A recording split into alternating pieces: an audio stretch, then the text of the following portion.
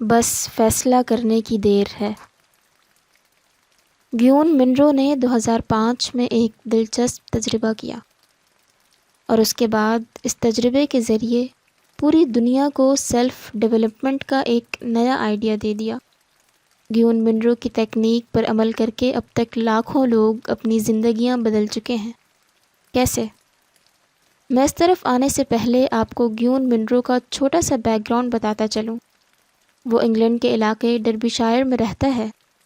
بچپن میں اس کی ریڑھ کی ہڈی میں ٹیڑھا پن آ گیا تھا، اس کا کب نکل آیا تھا اور یہ جھک کر چلتا تھا۔ والدین اسے ڈاکٹر کے پاس لے گئے۔ ڈاکٹر نے محسوس کیا گیون کا کب ٹھیک ہو سکتا ہے۔ اس نے لوہے کی ایک جیکٹ بنائی اور یہ جیکٹ اسے پہنا دی۔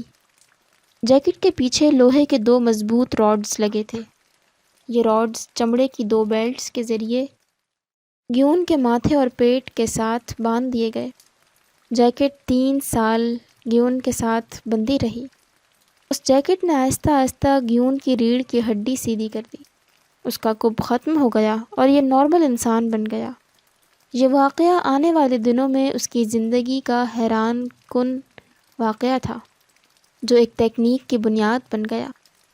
گیون نے اس جیکٹ سے سیکھا، اگر لوہے کے 2 راڈز انسان کی شیپ تبدیل کر سکتے ہیں، یہ میرا کب نکال سکتے ہیں، تو پھر یہ تکنیک پودوں اور جانوروں کا مزاج بھی تبدیل کر سکتی ہے۔ اور یہ وہ خیال تھا جس نے آگے چل کر گیون کو اپنی نوعیت کے انوکھے بزنس کا آئیڈیا دیا، اور یہ آئیڈیا گیون تکنیک بن گیا۔ اس نے اپنے فارم ہاؤس میں اسپیشل فرنیچر کاشت کرنے کا فیصلہ کیا۔ جی ہاں، فرنیچر بنانا نہیں، فرنیچر کاشت کرنا۔ بالکل اسی طرح جس طرح ہم درختوں پر سیب، چیری، کیلا، امرود یا انگور کاشت کرتے ہیں، یا پھر زمین سے تیار مولیاں، گاجریں اور گوبھی نکالتے ہیں۔ گیون نے 2 ایکڑ کے فارم ہاؤس میں فرنیچر کی لکڑی اگانا شروع کی۔ پودے جب چند فٹ لمبے ہو گئے تو اس نے کرسی، میز، بینچ اور ٹیبل لیمپس کے سانچے بنائے اور پودوں اور درختوں کی شاخوں کو ان سانچوں کے ساتھ باندھ دیا۔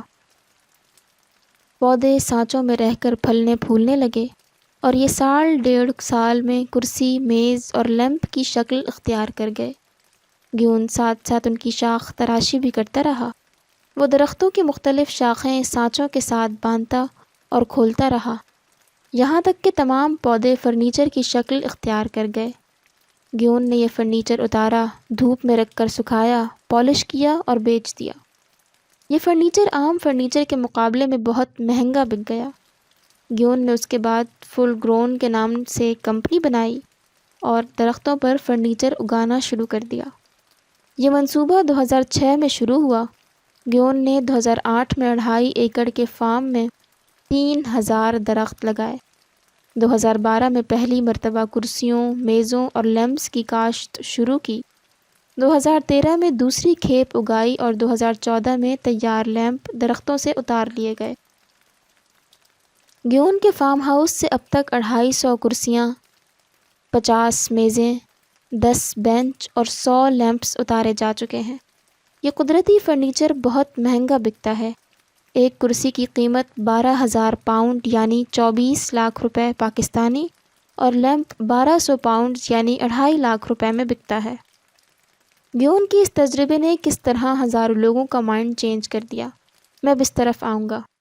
آپ دیکھیے، ایک شخص نے لوہے کے چھوٹے چھوٹے سانچوں اور تاروں کے ذریعے پودوں کی فطرت بدل دی۔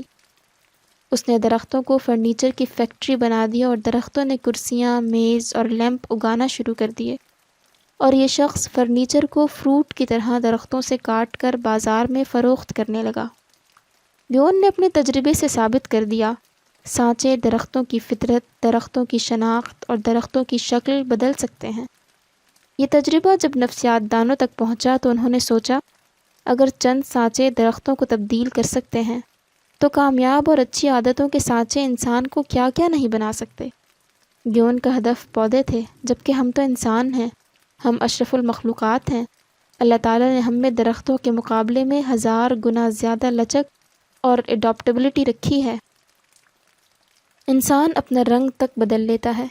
یہ اپنی شخصیت کے گرد اصولوں کے چند سانچے لگا کر اپنے آپ کو عادتوں کی چند تاروں میں باندھ کر اپنے آپ کو کیا کیا نہیں بنا سکتا۔ نفسیات دانوں نے جب اس پر ریسرچ کرنا شروع کی تو وہ یہ جان کر حیران رہ گئے۔ ہنگری کے ایک میاں بیوی یہ تجربہ کر چکے ہیں اور یہ تجربہ 100% کامیاب رہا۔ لیزلو پوگز ہنگری کا درمیانے درجے کا نفسیات دان ہے۔ اس نے ایک نرس کلارا کے ساتھ شادی کی اور دونوں نے فیصلہ کیا ہمارے بچے شطرنج کے عالمی کھلاڑی بنیں گے۔ میاں بیوی نے اپنا خواب پورا کرنے کے لیے اپنے پورے گھر کو شطرنج گھر بنا دیا۔ دیواروں، فرش، بیڈ شیٹس، کرسیوں اور میزوں پر صرف ایک ہی پیٹرن تھا اور وہ پیٹرن تھا شطرنج۔ یہ لوگ جس طرف دیکھتے تھے ان کو صرف اور صرف شطرنج نظر آتی تھی۔ کموڈ اور برتن تک شطرنج کے پیٹرن سے بنے تھے۔ کلارا اور لیزلو کے گھر 3 بیٹیاں پیدا ہوئیں۔ تینوں نے شطرنج میں آنکھ کھولی اور پھر پوری دنیا کو حیران کر دیا۔ پہلی بیٹی سوزین شطرنج کی ورلڈ چیمپئن بن گئی۔ اس نے اگلے پچھلے تمام ریکارڈ توڑ دیے۔ دوسری بیٹی صوفیہ نے 14 سال کی عمر میں روم میں ہونے والا ٹورنامنٹ جیت کر پوری دنیا کو پریشان کر دیا۔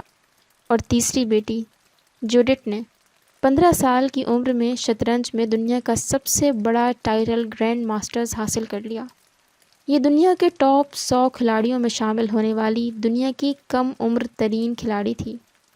یہ 26 سال شطرنج میں دنیا میں نمبر 1 رہی۔ کلارا اور لیزلو نے کیا کیا کیا تھا؟ انہوں نے گیون کی طرح اپنے گھر میں شطرنج کے سانچے لگا دیے تھے اور ان کے بچے فرنیچر کی طرح شطرنج کے چیمپئن بنتے چلے گئے۔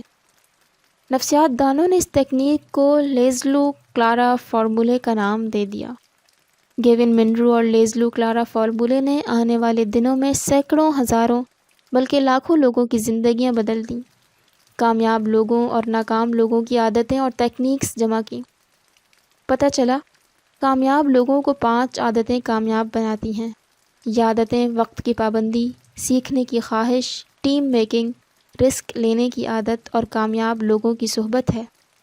ناکام لوگوں میں بھی 5 بری عادتوں کی وجہ سے ناکامی ہوتی ہے۔ یہ ناکام، مایوس اور منفی ذہنیت کے لوگوں میں بیٹھتے ہیں۔ نمبر 2، یہ اپنے کمفرٹ زون میں رہتے ہیں، اخراجات کم کرتے جاتے ہیں، آمدنی نہیں بڑھاتے، لہٰذا یہ رسک نہیں لیتے۔ 3، یہ ٹیم نہیں بنا پاتے۔ ٹیم بنانے کے لیے دوسروں پر اعتماد کرنا پڑتا ہے۔ یہ کیونکہ کسی پر اعتبار نہیں کرتے لہٰذا یہ پوری زندگی ٹیم نہیں بنا پاتے۔ 4، یہ نئی چیزوں، نالج اور نئی ٹیکنیکس کے خلاف ہوتے ہیں۔ ان کی نظر میں گاڑی صرف کرولا 84 ہی اچھی ہوتی ہے۔ یہ نئی گاڑی تک ٹرائی نہیں کرتے اور یہ وقت کے پابند نہیں ہوتے۔ ان کے 5 منٹ 1 گھنٹہ اور 1 گھنٹہ پورا دن ہوں گے۔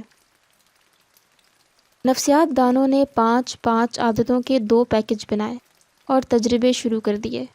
100 ناکام لوگ لے لیے گئے اور 100 کامیاب بندے پسند کیے گئے۔ کامیاب لوگوں کو ناکام لوگوں کی عادتوں کے سانچوں میں باندھ دیا گیا اور ناکام لوگوں پر کامیاب لوگوں کی عادتوں کے سانچے لگا دیے گئے۔ یہ تجربہ 2 سال چلتا رہا۔ نتائج حیران کن تھے۔ 82% ناکام لوگ کامیاب لوگوں کی عادتوں سے کامیاب ہو گئے، جبکہ 61% کامیاب لوگ ناکام عادتیں اپنا کر فٹ پاتھوں پر آ گئے۔ یہ نتائج 100% کیوں نہیں ہیں؟ یہ سوال نفسیات دانوں کے لیے پریشان کن تھا۔ مزید ریسرچ کی گئی تو پتہ چلا کامیاب عادتوں کے باوجود ناکام رہنے والے 18% لوگوں نے اپنی ناکام عادتیں نہیں چھوڑی تھیں، جبکہ 39% کامیاب لوگ ناکام عادتوں میں بندھنے کے باوجود کامیاب عادتیں چلاتے رہے۔ چنانچہ یہ ناکام لوگوں اور ناکام عادتوں کے باوجود کامیاب رہے۔ یہ مکمل تباہ نہیں ہوئے۔ تجربہ کامیاب تھا۔ یہ تجربہ اس وقت جدید ملکوں کے ہزاروں سیلف ڈیولپمنٹ انسٹیٹیوٹس میں ہو رہا ہے اور اس کے نتائج روز حیران کن ثابت ہو رہے ہیں۔